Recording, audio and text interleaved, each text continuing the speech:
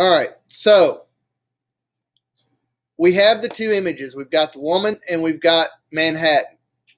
You've got to cut this woman out of the background.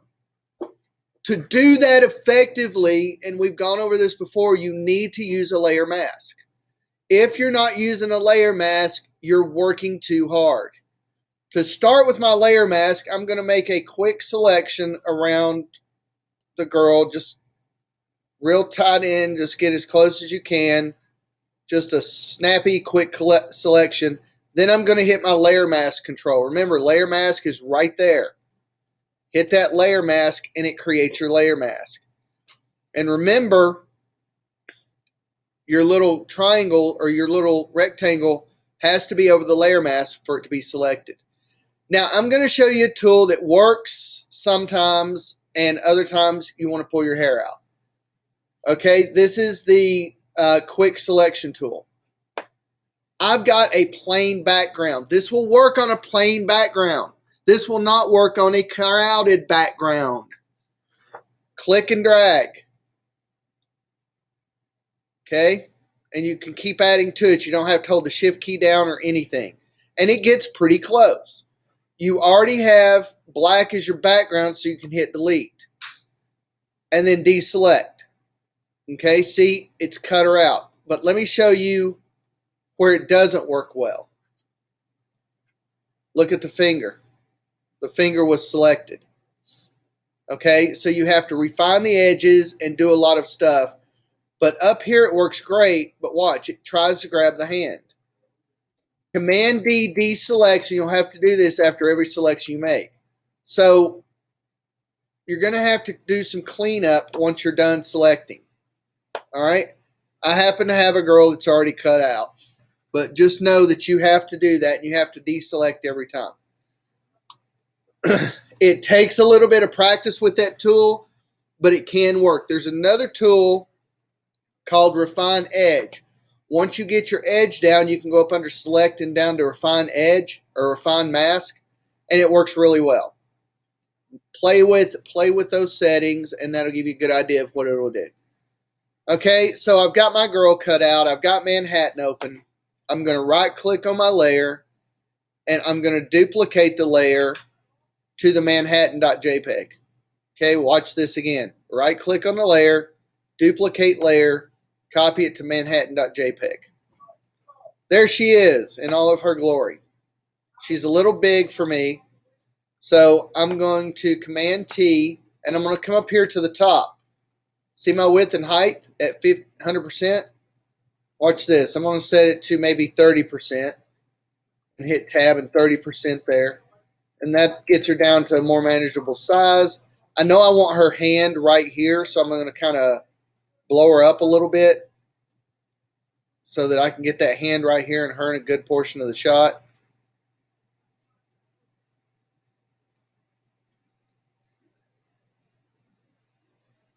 Okay, about right. Yeah, she's a little big there. Let's take her down just a little bit. There we go. That looks good. All right. This is where you need to look at your image. You have to crop it out in a very specific way. I want her to lay in between these buildings here, between this one and this one. So I've got this building, I've got this building, I've got this. So I'm going to open her up, and with my With my move tool selected, I'm going to hit 3. 3 takes it down to 30%. 0 is 100. 1, 2, 3, 4, 5, 6, 7, 8, 9. 0 is 100. Take it down to 3 so I can see through her. That way I'm not selecting buildings I don't have to worry about. So with the mask selected on her, remember we brought the mask over. I'm going to make my building selections real quick. And I want her to use this building, so she's right behind this one, but in front of that other one. I don't have to worry about anything else there. And come down here, her foot's kind of sitting in between this building and this building. So I'm going to come up here and do this. I don't have to worry about anything else. That looks good. I'm going to go ahead and make a selection there. And again, with black as my background, I'm going to hit delete. Notice again, my mask tool is selected. And over here, it's a simple one. I want to go here, grab it here, down to about there, delete that. She's got this building right here in front of her. Kind of come here. That looks good. Come down, delete that. And I'm going to take her back to 0. And there you go. She's cut out of the background real easy, real nice, real neat. Oops, I screwed up there. Oh, what am I going to do? Well, it's simple. I'm going to paint it back with white. And then go back in and cut out the black, change it back to black and cut out my black again. Oh, look, that's why I have a layer mask. Okay? So, real simple. Only problem is I don't like these hard edges. No problem. I can paint with white. I've got my brush set to a 0 hardness, which gives me a nice feather. And I'm just going to kind of go along and feather those edges in. So it's not such a hard contrast. But don't do too much because it'll end up looking wrong. So it's a little softer there. Come over here. Just a little softer here. And the bag should be hard because it's not skin. All right, so we've got her in place. That's great. That's awesome. But I have no depth to it whatsoever. So I've softened the edges. I'm going to mess a little bit with the level. She's so bright that I'm going to, well, make sure you're clicked on the actual layer itself, not the layer mask. I'm going to bring up the levels, and I'm going to darken her just a little bit just to kind of get her more in tune with the look of the buildings. Okay? Subtle differences make a big difference, or subtle changes make a big difference. All right. I'm going to lay in a layer between my girl and my background.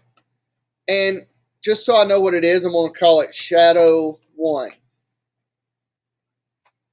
And I'm going to grab my brush tool, and I'm going to make it fairly big depending on where I'm going to put it. And I'm going to look at my buildings. Well, this building here is kind of far behind her back here. So I'm going to paint just a little bit right in this area here. And this one, I'm going to paint just a little bit further away. Okay? That doesn't look realistic yet. And here I'm going to paint, she's pretty close to that building, so I'm going to go there like that.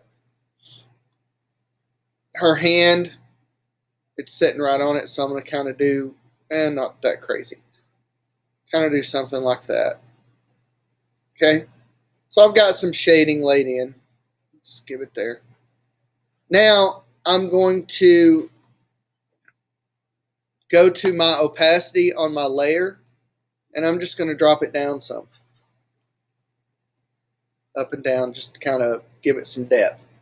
All right, now let's look at it. Without shadow, with shadow. See, you've got a little bit more depth of her in there. And you can take it down a little bit more. Like this still is a little light. So I'm going to change this. And I don't want it the same color as that shadow. So I'm actually going to take my paintbrush, and I'm going to drop the opacity of my paintbrush down to about 67%. Then I'm going to go back in here and lay it in again. And it's more subtle. Okay? To represent a little bit further distance. So again, without, with. See how it's there, but it's more subtle? So you can control it like that. Well, that's great. That looks good and everything. But that looks awful. Her hand is almost resting on that. So I'm going to create another layer, and I'm going to call that layer hand shadow. And I'm going to shrink my brush down, And I'm really going to put in a nice shadow here, right where her thumbs and fingers are hitting. Oh, but look at that nastiness. That's why we have a layer mask, because now I can go in here and I can easily clean this up and make it look a lot nicer. I can take the time and do it right. How many of you zoomed in this far to kind of get a nice look? How many of you bet you could have done a lot better with that nice look? Okay. So now it looks a little better. There's still a little white there. I can get rid of that. So now it looks a lot better. Her hand's got some nice shadow on that building because she's putting it directly on there. The background's a little brighter than I want, so I'm going to reduce it down just a little bit too. There we go. Now we've got pretty decent blends, but I want it to look like there's light shining on her face. And we haven't talked about this tool yet, but it's called the Dodge and Burn tool. Dodge tool brings out highlights. The Burn tool brings in shadow. So with the Dodge tool selected, I'm going to go over her. Well, make sure that you're clicked on her layer. I'm going to go over face. Look what it did. It's brightening up her skin, bringing out some highlights. I can just come in here and bring in a little bit of highlight. And the more you go over it, the lighter it gets. So now it looks a little bit like she's getting some, what's it called? Light. I can also burn the side of her face so it looks like she's getting the light from this angle. Burn the side of her arm. Okay, so look, I've totally changed the way the light is hitting everything so that the shadows make more sense. Okay? So, overall, this is a more realistic look, and that's what I'm going for.